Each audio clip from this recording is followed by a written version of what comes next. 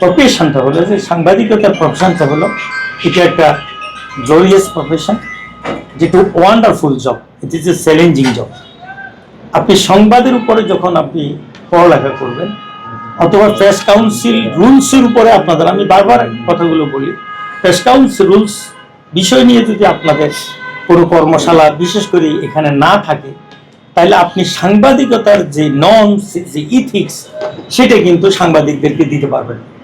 এই জন্য আমার অনুরোধ থাকবে আপনারা সিনিয়র কিছু সাংবাদিকদেরকে মাঝে মধ্যে এরকম আপনাদের ইন্টারনাল প্রফেশনাল স্কিল ডেভেলপমেন্টের জন্য একটা প্রোগ্রাম দেবেন। সাংবাদিকেরা লিখবেন সাংবাদিকতার নর্মস, ডেকোরাম, এগুলো সব মেনটেন করে, এই অনুরোধটা থাকবে আমার।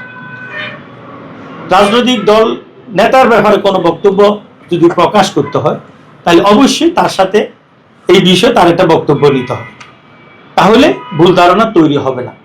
দ্বিতীয়ত হলো, আপনি যদি নিউজ করার মতো কোনো কাজ আমি করে ফেলি তাহলে এটা নিউজ হবেই। আপনি যদি নিউজ অফিসিয়ালি করেন, আমি রাজনৈতিক দল হিসেবে আমার দায়িত্ব হলো অফিসিয়ালি এটার প্রতিবাদ করা, সিস্টেমেটিক করা, রিজয়েন্ডার দেওয়া এবং আপনাদেরকে লিখিতভাবে ইনফর্ম করা এবং প্রতিবাদ করা। তাহলে ওইটার উপর আপনি আবার ফার্দার নিউজ করে আপনার স্ট্যান্ডটা ক্লিয়ার করবেন, তাহলে হয় কি কোনো ভুল বুঝাবুঝি হবে না। এখানে হুমকি দমকি এটা সেটা এগুলো হলে রাজনৈতিক সৌন্দর্য নষ্ট হয়। কোনো নেতা যদি এটা করে আপনি মনে করবেন যে তার নেতৃত্বের মানটা অতটুকু এই জন্য সে করেছে। আমি আশা করব আমাদের কোন লিডারশিপ যে কোনো দলেরই হোক আমি সেটা করবেন, আমি আশা করছি। টানা তৃতীয়বার অর্জন করেছে দেশের সেরা সুপার ব্র্যান্ড স্বীকৃতি বসুন্ধরা টিস্যু। তার উন্মোচনটা হচ্ছে একটা ক্যালেন্ডার, মানে একটা বছরের বিদায় এবং আরেকটা বছরের প্রবেশ। আরেকটা বছরের প্রবেশ মানে শুধু ক্যালেন্ডারের মধ্যে প্রবেশ না, জীবনের পরিকল্পনা গ্রহণ, প্রতিদিনের কর্মসূচি প্রণয়ন এবং একটা বছর কিভাবে আমরা প্ল্যান করব, সেটা কিন্তু ক্যালেন্ডারের ভিতর দিয়ে আমাদেরকে যাত্রা করতে হবে। এই গ্রহণ বর্জনের একটা প্রাকৃতিক নিয়ম আছে। আমরা পরিকল্পনা গ্রহণ করব, আবার সংশোধন করব, আবার কিছু কিছু বর্জনও করব। এই গ্রহণ বর্জনের যে প্রাকৃতিক নিয়ম, এটাকে যদি আমরা ধারণ করতে পারি তাহলে আমাদের সকল ক্ষেত্রে আমরা সুস্থ সুন্দর ধারা প্রতিষ্ঠিত করতে পারবো। প্রেসিস্টেন্ট আমলে আমি সাংবাদিক কি সমাজের দর্পণ হিসেবে কাজ করতে পারছে? সম্ভব হয়নি, চাইলে পারে না।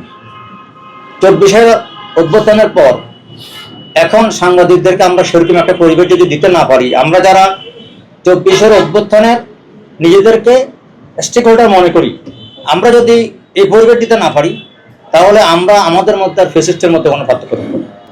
আমরা পরিবর্তন আর কি করলাম। সাংবাদিকদের জন্য আমার সবসময় একই কথা যে আপনারা প্রথমত ব্যক্তিগতভাবে আমি বলবো, অনুরোধ করবো আজকের অনুষ্ঠানে সবার মাধ্যমে, যে আপনারা সর্বপ্রথম যদি আমার ত্রুটি যদি লিখতে না পারেন, আমি আমার সাথে যদি আপনাদের সাথে সবসময় যদি খালি সুসম্পর্ক থাকে, কখনো যদি বিরোধ তৈরি না হয়, তাহলে আমি বলবো যে আপনারা সঠিক দায়িত্ব পালন করতেছেন না এবং সঠিক সাংবাদিকতা করতেছেন না। কখনো কখনো আমার সাথেও আপনাদের বিরোধ হইতে হবে যদি সত্য কথা লিখে, আর যদি বিরোধ করতে না চান তাহলে আপনি সাংবাদিকতা করতেছেন না। আমরা মনে করি আমরা যারা রাজনীতি করি এবং যারা আপনার সাংবাদিকতা করেন, আমরা একে অন্যের পরিপূরক। সমাজকে সুন্দর করার জন্য, সমাজকে আলোকিত করার জন্য আমরা যদি সাংবাদিক ভাইরা এবং রাজনৈতিক নেতৃবৃন্দ যদি আমরা মিলেমিশে একে অন্যের সাথে সৌহার্দ্যপূর্ণ পরিবেশে আমরা কাজ করতে পারি, সমাজকে আলোকিত করা সম্ভব।